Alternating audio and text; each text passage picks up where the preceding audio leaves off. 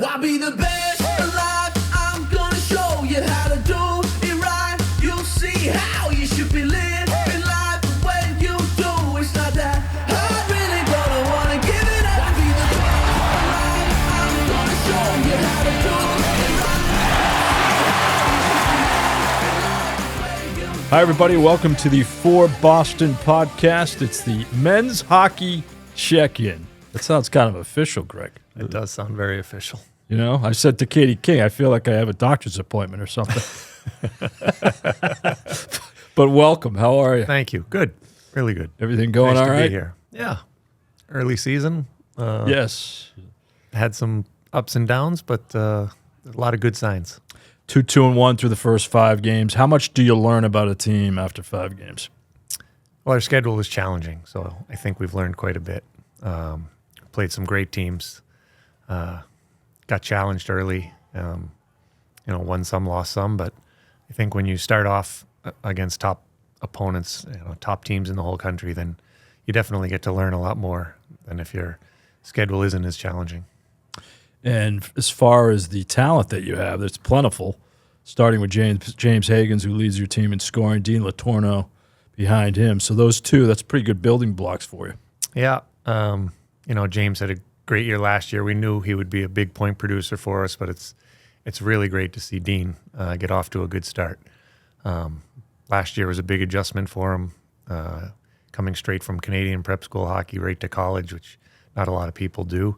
So it was a growing year for him, but he had a huge summer in the weight room, came back much stronger and much more prepared for college hockey. So to see him get some points right away is really exciting for our team.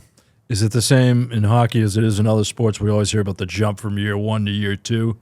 Is it significant?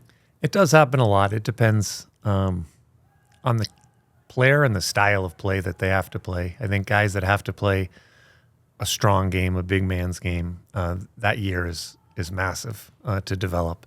The smaller players that kind of have been the same size for a long time, it's not as big a deal. But for a guy like Dean, it's been a significant jump.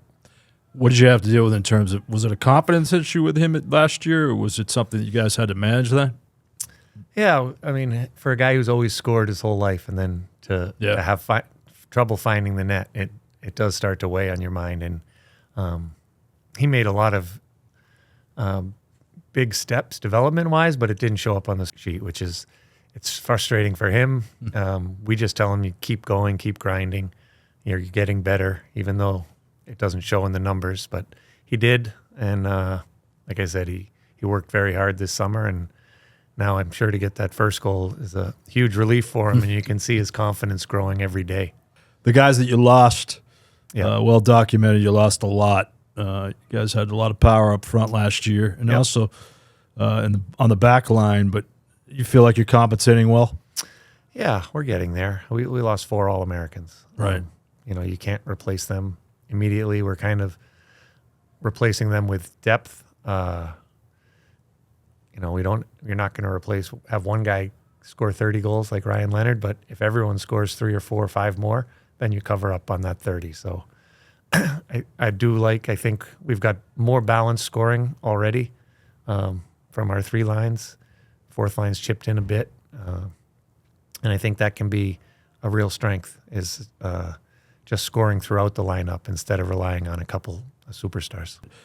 How's Will Moore coming along? Will Moore's done great. He's played center and wing. He's got a real hockey IQ. He's able to create plays all over the ice, whether it's on breakouts in our zone or generating offensive chances. So I just think as he gets stronger physically and more used to the college game, it's only going to go up from here. Yeah, the physicality, the strength. You got a great strength and conditioning staff, but that's another huge leap for somebody, isn't it? It is. You're going from junior hockey, and even though it's high level, the oldest players, there's a few 20-year-olds on the ice, whereas in college, you might catch 24-year-olds, 25-year-olds, which is a total different kind of strength. Going from teenage strength to man strength is a big jump. So for all the freshmen coming in, especially the ones that are true freshmen at 18 years old, that's one of the biggest hurdles, is to just get used to playing against guys that are much stronger. Looks like James Hagens has gotten stronger. Is that the case? He has. Yeah, he's up at least 15 pounds. Again, had a big summer. And you can see when he's in puck battles and when he's protecting pucks, he's able to lean in and hold people off much better than he did last year. And he was exceptional last year, but now that added strength is really helping.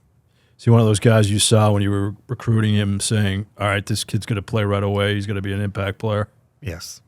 You knew he set point record totals in juniors and at the U18 World Championships. So you knew he was going to be a very high draft pick and he was going to be able to contribute right away. I mean, he played center on our first line with Perreault and Leonard for most of last year. Yep. And to do that as an 18-year-old shows a lot about his ability and his competitiveness too.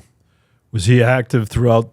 How much interaction do you have with players leading up to the draft? Do they go to you for advice? Do they worry about it? Are they concerned, or is it just I'm going to worry about it the day it happens? No, we try and help them along the way. His year last year was incredibly busy, again because he's rated so highly. All the teams want to do their interviews, so right. Throughout the whole season, he's having either 1 or 2 interviews a week with NHL teams who'd come meet him after practice, either go to the office or, a quiet corner of Conti Forum and do interviews with him because they want to know the person as well as the player. So it's a tremendous undertaking for him as an 18-year-old, trying to keep up academically, trying to get used to college hockey and be a big part of a good team, a contending team, and then also having to deal with all the requirements and his time for the draft. So Jerry's still around. Do you guys correspond? Oh yeah, Jerry's an outstanding communicator. Get lots of texts. He comes to our games. Usually doesn't come down and say hello, but I hear he's at almost every home game. So, but yeah, he's constantly communicating, whether it's by phone or text, and little bits of advice or suggestions or just saying hello. That's awesome. Do you find yourself taking bits and pieces of what you learned from him into your coaching style? Oh, of course. I was his assistant for 14 years, so yeah, it's hard not to. It's hard not to. Yeah, I would say of all the people I've taken stuff from, the most would be from him for sure. And you have an opponent coming up in Northeastern Thursday night, Conti Forum. The Huskies loaded for bear like everybody else in Hockey East. How do you see those games shaking down? Yeah, it's early, but they've had a great start. They beat Denver 1-0. Just watched probably half the game so far, but it looked like they did an outstanding job of limiting Denver's chances and really getting on the right side of pucks so that they could stay tight and be sound defensively.